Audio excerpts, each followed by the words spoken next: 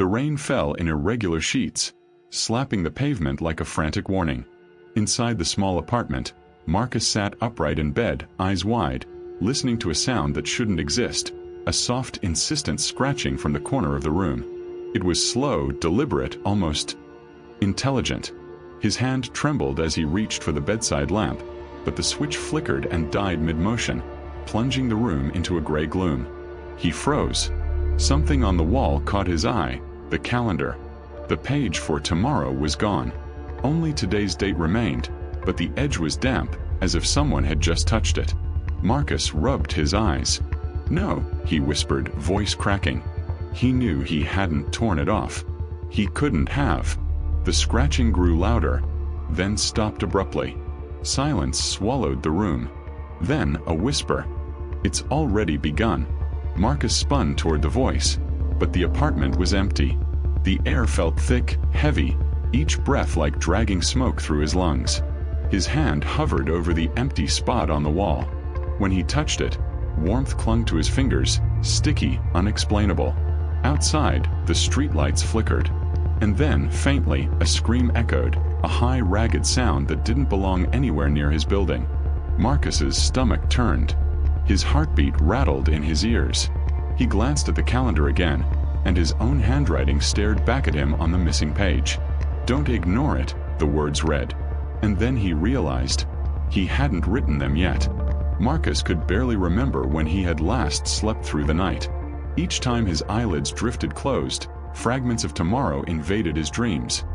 Faces he hadn't met, conversations he hadn't had, accidents he hadn't caused yet. But waking up this morning, those fragments weren't dreams anymore. They were warnings, insistent and precise, carved into the edges of his day like invisible fingerprints. The apartment was silent now, though the air carried a heaviness that made his chest ache. Rain pelted the windows in staccato bursts. Shadows twisted across the walls as if the light itself hesitated to enter. He shivered, pulling his cardigan tighter around his shoulders, and tried to dismiss the night's events as a fevered imagination. But the calendar gnawed at the back of his mind. He hadn't written those words. Don't ignore it.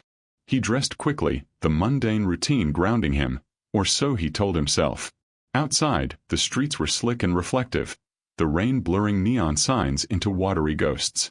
Marcus noticed the usual early commuters avoiding eye contact, hurrying past him, and for the first time, he wondered if anyone else could see what he saw, or hear what he heard.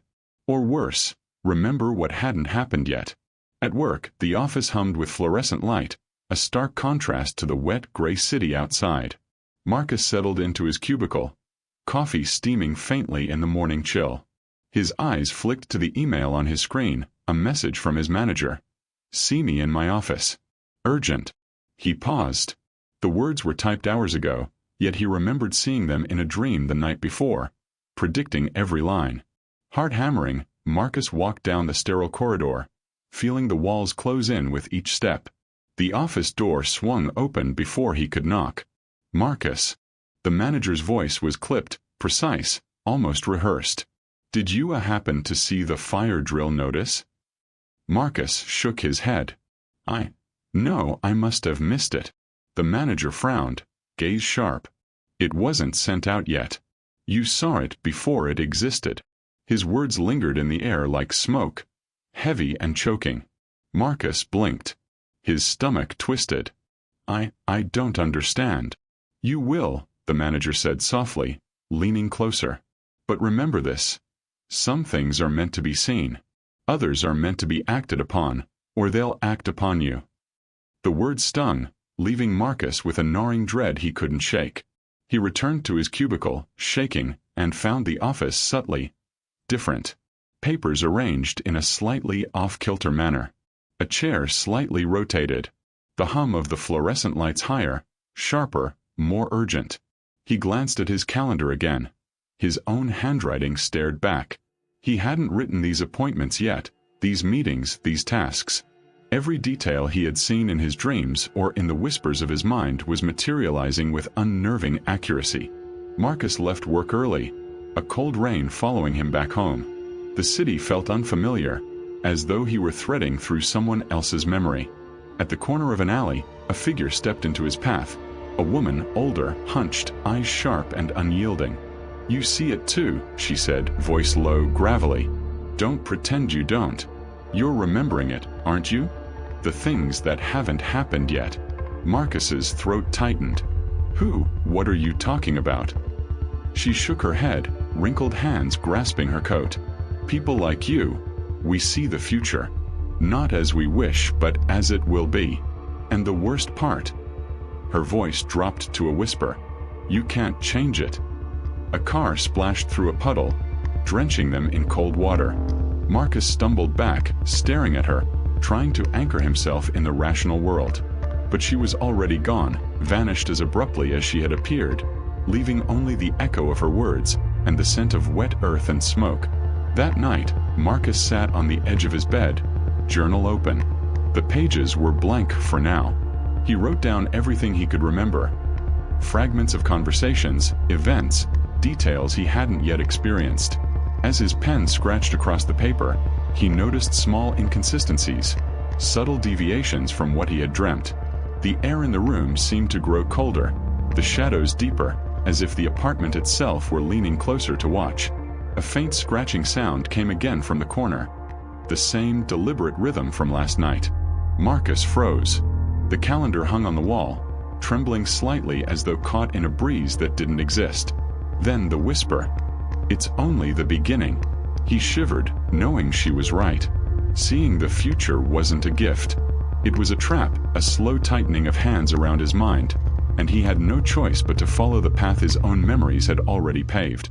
He pressed his forehead to the cool glass of the window, staring out at the rain-soaked streets. Somewhere out there, the future waited, cruel and inevitable, and he could feel it moving toward him. Silent, relentless, and unstoppable.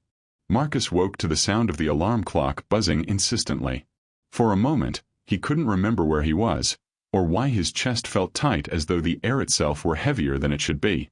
Then the memory came back, the whisper, the calendar, the woman in the alley. He rubbed his eyes and sat up. The apartment was quiet, too quiet. By now, he had started keeping a journal, scribbling down every fragment of the future he could recall. At first, it was just little things. A phone call he hadn't received yet, a newspaper headline about a robbery that had not yet occurred. But each entry grew darker, more precise, more unavoidable. Today's page already contained tomorrow's appointments, though he hadn't lived them yet. Even small details, the coffee cup knocked over at work, a broken streetlight outside the library, he remembered exactly as they would happen. The unease was no longer subtle. In the library where he worked, books began falling from shelves when he passed by, always in odd sequences, forming small, unreadable patterns.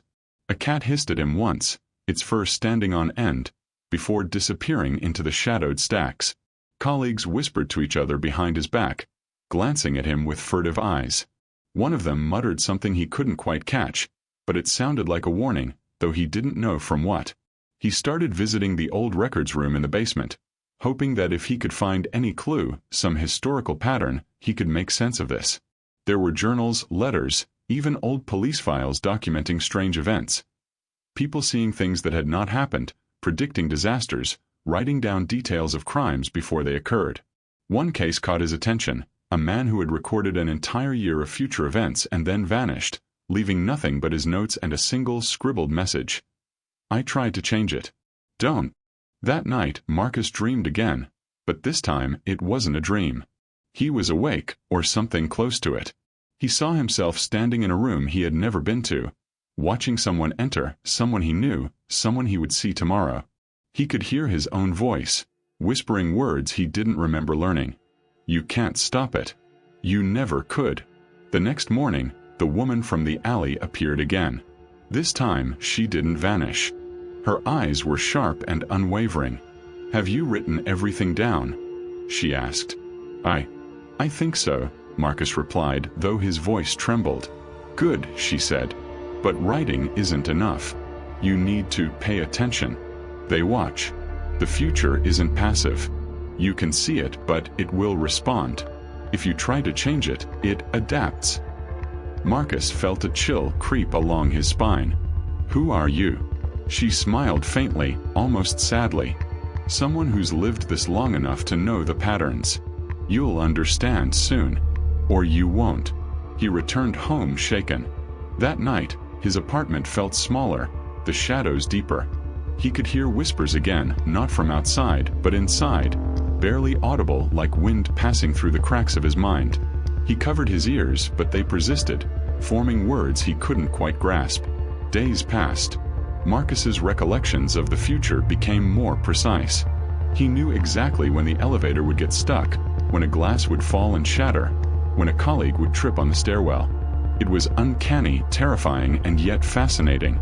The knowledge was a double-edged sword. He could anticipate disaster, but he couldn't prevent it. Every action he took seemed already accounted for in the invisible script the universe had written for him. Then something changed.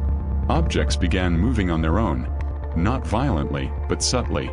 A cup slid across the table by a fraction of an inch. A pen rolled from the desk, stopping just short of falling to the floor. At first, he thought he was imagining it, but the consistency was too precise. The calendar pages fluttered without wind. The shadows no longer fell naturally. They stretched, condensed, flickered as though reacting to him. Marcus started hearing voices in the dark. At first, it was indistinct murmuring, a background hum beneath his thoughts. But soon they became clearer. A neighbor muttering something he couldn't decipher. A voice calling his name from the street below. A whispered warning. "Don't try to stop it." He questioned his sanity. The logical part of him screamed that he was hallucinating, that he was imagining patterns where none existed. But every morning, every day, the events came true exactly as he had remembered. He could no longer argue with reality. One evening, he decided to test himself. He wrote down a simple event, one that couldn't cause harm, and waited to see if it happened. He watched as the hour passed, holding his breath. And then, as predicted, it occurred exactly as he had written. His own memory of it had come first. Fear settled deep in his chest. If he could see everything, if every detail was preordained, then what chance did he have of surviving anything truly catastrophic? He began talking to himself, aloud, testing his recollections. "Tomorrow, you will drop your keys, you will hear the siren at 5, and the man in the corner will cough 3 times. And each event unfolded perfectly, as if the universe itself were mocking him. Then the warnings escalated. His dreams became more vivid, more interactive. He saw a fire in the building next door, and when he awoke, the smell of smoke lingered in his apartment, though nothing burned. He saw a scream that wasn't his own, and the echo followed him into the streets. Marcus realized he wasn't alone in this. Other people had experienced similar phenomena. He tracked them down, finding online posts, journal entries, even a secret forum where survivors described living half in the future. One man's account chilled him. "I remembered the day I died. I thought I could avoid it. I couldn't. The day found me anyway. The future. It has a memory of its own." Marcus felt the inevitable tightening around him. He tried small deviations, testing free will, taking a different route home, leaving his apartment at odd hours, speaking differently to colleagues. Each attempt failed. The events unfolded as they had always been remembered. Subtle differences appeared only to lure him into complacency, to make him believe he had control. The apartment seemed to pulse with awareness. Doors creaked open without wind. The hum of electricity carried distorted messages. Shadows lengthened in impossible directions, reaching for him when he wasn't looking. The rain outside fell heavier, each drop sounding like a drumbeat counting down to something he had already lived, yet had not yet seen. One night, Marcus awoke to a figure standing by the window. It was the older woman again, but her eyes were darker, almost hollow. "They know you're awake now," she said. "The ones who shape the future. They're aware you see it. And now, they will test you." Marcus swallowed, unable to speak. He had already seen the scene, remembered it before it happened, and yet here it was, real, pressing close, inevitable. The whispers multiplied, voices overlapping, forming a chorus of dread. "It can't be stopped. You cannot change it. You are only a witness." He reached for the journal, desperate for guidance. Each page was full of precise warnings, predictions, fragments of conversations yet to occur. He scribbled his fear and panic across the margins. The pen trembled in his hand. The room grew colder, darker. And then came the final proof of what he feared most. A page he hadn't written yet flapped open. His own handwriting spelled a single line. "They are here." Marcus froze. The shadows moved closer, folding into themselves. The whispering intensified. The apartment, his sanctuary, had become a cage. Outside, the city continued as if unaware, indifferent, carrying on with its natural rhythms, oblivious to the unfolding horror inside one man's perception of the inevitable. The realization hit him like ice. Seeing the future was not a gift. It was a sentence. The moments he had witnessed, the warnings, the fragments, they were not meant to be tools. They were chains. And the future, the relentless, unyielding future, was already reaching for him. Marcus's dreams became impossible to distinguish from reality. Each night, he woke in rooms he had never entered, hearing voices that had not yet spoken, seeing reflections of himself in mirrors that weren't there. He tried to close his eyes, but closing them only intensified the images. The future pressed against his skull, relentless, unyielding, like water slowly filling a sealed chamber. It began with the apartment. The walls no longer stayed in their proper place. Doors opened to rooms that should not exist. Hallways twisted. The ceiling stretched upward and downward at impossible angles. Marcus tried to navigate, but every step he took seemed pre-recorded, leading him to places he had already glimpsed in dreams. A knocking at the door startled him. It was not human. It was patterned, deliberate, echoing in sequences he had memorized yet could not understand. He reached for the doorknob, hand shaking, only to realize the door was already ajar. Inside the hallway, shadows moved unnaturally, coalescing into forms, vague, humanoid, but wrong. "You can't stop it," a voice hissed. It was his own voice, distorted and distant, echoing from somewhere in the walls. "It will happen. You already know it will happen. You cannot change anything." Marcus's chest tightened. He tried to scream, but no sound emerged. The walls themselves seemed to lean closer, the air thick and viscous. Each heartbeat echoed like a drum counting down to inevitability. The calendar hung crookedly on the wall. Pages turned themselves, flicking rapidly until one settled. Tomorrow's date, blank except for a single line he could not read fully. The letters shimmered, twisting into words he somehow already knew. "It's too late." He bolted from the apartment, running through streets warped by memory and dread. Everything around him moved in loops. A car passed, identical to the one from his previous dream, splashing puddles in the same pattern. A pedestrian tripped exactly as he had predicted. The city itself seemed conscious, orchestrating events with a mechanical precision that made the impossible feel mundane. Then he saw them. Figures standing in corners, along alleyways, just beyond the edge of his vision. Shadowed shapes, motionless yet undeniably aware of him. Their presence pressed on his mind, searing with an invisible heat. They whispered fragments of the future, lines of dialogue he had already memorized. "You can't change it. Everything will happen. We are always watching." Marcus's mind splintered. He saw himself acting, moving, speaking before it happened. His own memories of tomorrow overlaid reality, creating a terrifying palimpsest in which he could not discern what had already occurred and what was yet to come. Every decision he tried to make was predicted, anticipated, rendered meaningless. At the old library, where he had first tried to find answers, the phenomenon intensified. Books fell from shelves in synchronized patterns, forming messages he could not read fast enough.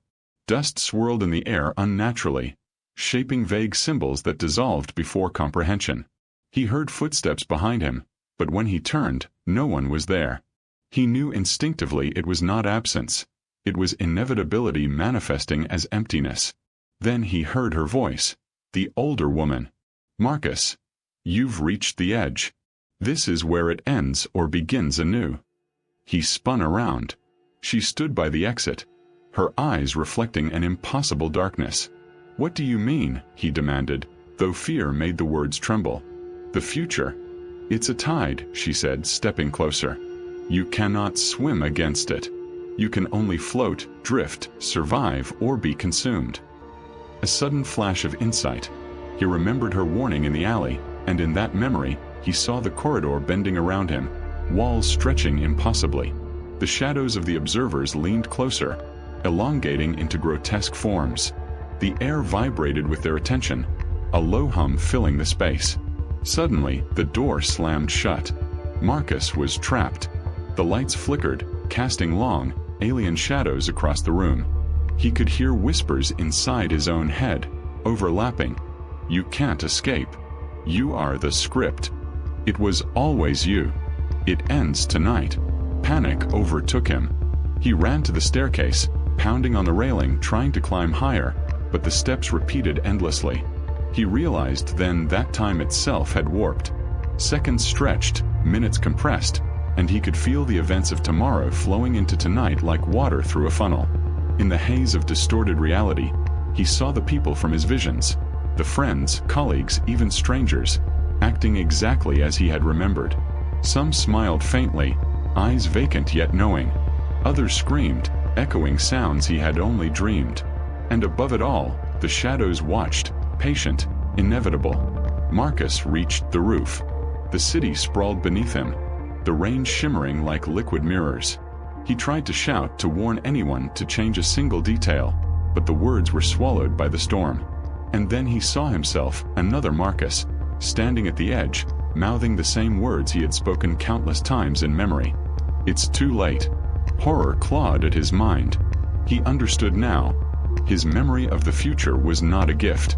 It was a trap, a pre-written path that he had been following unknowingly. Every choice, every step, every thought had already been accounted for. He was both actor and audience, prisoner and witness. Lightning split the sky. In its flash, he saw them clearly. Figures rising from the shadows, humanoid yet impossible. Eyes that reflected not light but knowledge. Faces that twisted into impossibility. They moved toward him, not physically, but through perception itself, invading his mind, rewriting his memory in real time. Marcus fell to his knees, trembling. His voice, when it came, was a broken whisper. No, it can't. It can't be. The figures loomed closer. Time folded around him. Doors led nowhere. Streets ended in impossibility. And through it all, he saw one final fragment of the future. Himself, standing on the same roof, falling, and then, nothing. The woman's voice cut through the chaos. Remember, Marcus. Survival isn't changing it. It's enduring it. But even as she spoke, he felt the inevitability pressing, folding the moments around him, reshaping reality into the memory he had always held. He screamed, not into the night, not into the storm, but into the void that had been waiting for him all along. And then the city snapped into stillness. Rain hung frozen in the air. Shadows recoiled, leaving only the faint hum of inevitability vibrating through the world. Marcus was alone, or at least alone in the form he understood. He opened his eyes to the familiar ceiling of his apartment, the rain still tapping on the windows, but the calendar lay open before him. Tomorrow's date stared back, blank except for a single line. It begins again. Marcus's chest heaved. He knew, with absolute certainty, what awaited. The events he had remembered, the shadows, the whispers, all of it was only the beginning. The future was patient, meticulous, and unrelenting. No deviation, no escape, no salvation. Only endurance. And yet, in that moment, he understood the final terrifying truth. Seeing the future did not grant power. It granted terror. Because the future was already waiting. Marcus sat on the edge of his bed, drenched in sweat, staring at the calendar on the wall. The rain had stopped, leaving the city slick and reflective, but the silence outside was heavier than any storm. The air inside his apartment felt viscous, pressing against him, as though the world itself remembered the events he had seen, shaping reality to its design. He tried to breathe, slow and steady, but each inhale carried the phantom weight of the moments he had lived, and the ones yet to come. His hands trembled over the journal, still open on the nightstand. Every page was filled with fragments of the future, precise, immutable, terrifying in their inevitability. He had written down everything he had seen, every conversation, every accident, every fleeting moment, and yet the feeling of helplessness persisted. Outside the window, the street was quiet. Too quiet. Marcus could almost hear the echo of footsteps that would never come, conversations that had not yet occurred. He rubbed his eyes, and the apartment shifted subtly, shadows pooling in corners that had no reason to exist. A cup on the counter rocked back and forth on its own, then toppled. The sound was sharp, jarring, a reminder that he was still trapped in the memory of events, even now. He tried to call someone, anyone, but the phone remained silent. No dial tone, no buzzing, no signal. It was as if the world had removed its lifelines, leaving him isolated in a reality that existed on borrowed time. Even the city seemed complicit, carrying on its rhythms while he remained suspended in the tension between memory and inevitability. Marcus reflected on the woman's words. Survival isn't changing it. It's enduring it. At first, he had thought endurance meant passive resignation. But now he understood that enduring the future was not survival at all. It was the slow erosion of self. Each moment remembered in advance chipped away at his sense of agency, leaving behind only the raw awareness that he was both observer and participant in a play written long before he existed. He thought of the people he had seen in his visions. Friends, colleagues, strangers, all acting according to scripts he had already memorized. Some were smiling empty-eyed, aware yet powerless. Others screamed, faces twisted in agony, embodying the inevitability that haunted him. And yet none had been able to intervene. None had escaped. None had survived intact. For a moment, Marcus allowed himself to hope.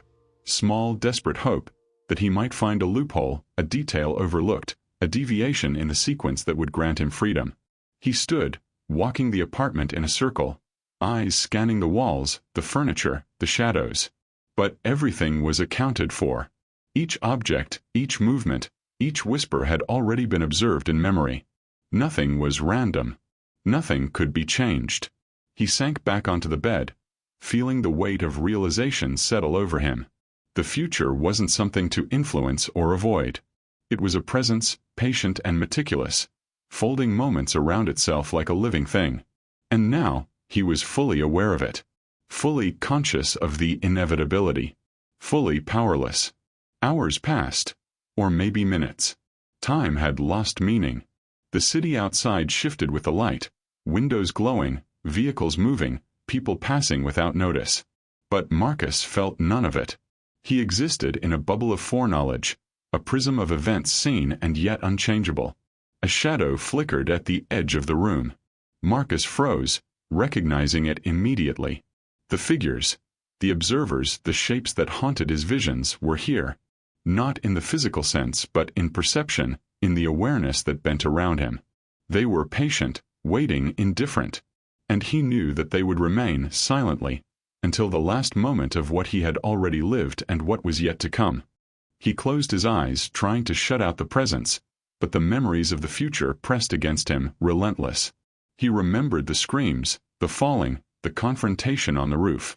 Every detail returned with vivid clarity, as though rehearsing the inevitability all over again. And yet he was still alive. Or perhaps alive in name only. His sense of self eroded, replaced by the raw, unfiltered perception of what was to come. Marcus thought of his journal, of the words he had written, of the lines that had predicted disasters, conversations, tragedies. He realized they were not guides, they were mirrors, reflecting back the reality he could not escape.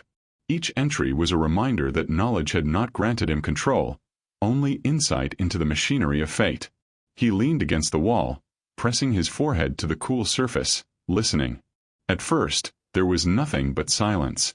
Then, a whisper, faint but unmistakable, carried from somewhere deep in the apartment. "It begins again." Marcus's stomach sank. The calendar on the wall shifted slightly, as though moved by an unseen hand. A page fluttered open to the date of tomorrow, blank except for a single line, scrawled in handwriting he recognized. His own, though he had not yet written it. "You cannot escape." He closed his eyes, shivering. The rain began again outside, slow, steady, each drop like a heartbeat counting down to what was inevitable. He could feel the rhythm of the future folding over him, shaping him, reshaping him, erasing the boundaries between past, present, and memory. Hours, perhaps days, passed in this liminal state. Marcus could not tell. The world outside continued its indifferent course, but he was trapped in the overlay of what he had remembered and what had yet to occur. Every sound, every shadow, every flicker of light carried the weight of recognition.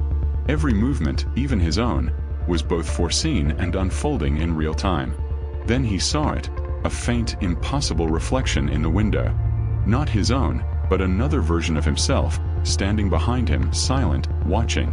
The reflection did not move, did not blink, yet he could feel it studying him, marking his fear, cataloging his despair. Marcus's heart pounded, though he knew in advance exactly how it would sound, exactly how it would echo through his chest. "You remember," a voice whispered. Not his, not hers, but a composite of all the voices he had heard. "You remember, and yet you cannot act. You see the end, and the end sees you." Marcus sank to the floor, trembling. The air seemed heavier now, almost tactile, pressing down with the inevitability of every event he had seen and every outcome he could not change. He tried to speak, but no words emerged.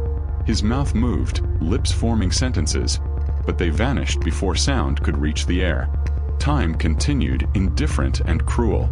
Outside, a neighbor's window illuminated briefly, a silhouette moving exactly as Marcus had remembered. A dog barked, a siren wailed, a door slammed, and each sound was predicted, accounted for, and unavoidable. The shadows in the corners of the apartment shifted again. Marcus saw the figures move closer, folding into the air itself, dissolving into the very perception that held him. The room contracted and expanded simultaneously. Light bent unnaturally. The walls whispered, and in that whispering, he could hear every fragment of the future he had ever recorded, every page of his journal, every prediction fulfilled. And then silence. The kind of silence that carries more weight than sound, more threat than action. The apartment seemed empty, but Marcus knew it was not. He could feel the presence of the inevitable pressing in, surrounding him, enfolding him, waiting for the moment when memory and reality would merge completely. He pressed his hands over his ears, trying to block out the voices, the whispers, the remembered screams. But they persisted, layering over each other in a cacophony of inevitability. And he understood fully now, the horror had never been physical. It had been psychological, relentless, absolute. The future, once remembered, became a living thing, a predator stalking its prey. Marcus slumped back, exhausted, hollowed. He no longer tried to change it. Resistance was futile. Awareness was not power, it was exposure. He understood finally that survival was endurance, and endurance meant accepting the constant, unending intrusion of what had not yet happened but would. He glanced at the calendar one last time. The date of tomorrow stared back, empty except for the line that would appear, scrawled by hands he had not yet moved. It's starting again. The rain tapped softly against the windows. Shadows shifted imperceptibly. Somewhere, a whisper carried through the silence. It never ends. Marcus closed his eyes. He was alone, yet surrounded by every moment he had seen, every event he had recorded, every fragment of inevitability. His body remained, but his mind was already elsewhere, folded into the timeline he could not escape, a witness trapped in the machinery of the future. The apartment returned to quiet. The city moved on, indifferent, carrying on as though nothing had happened. And in that quiet, Marcus understood the final truth. The horror did not end. It would continue, persistent and patient, waiting for the next moment he remembered, the next page he had yet to write. Because seeing the future was not a gift. It was a curse. And the future was eternal.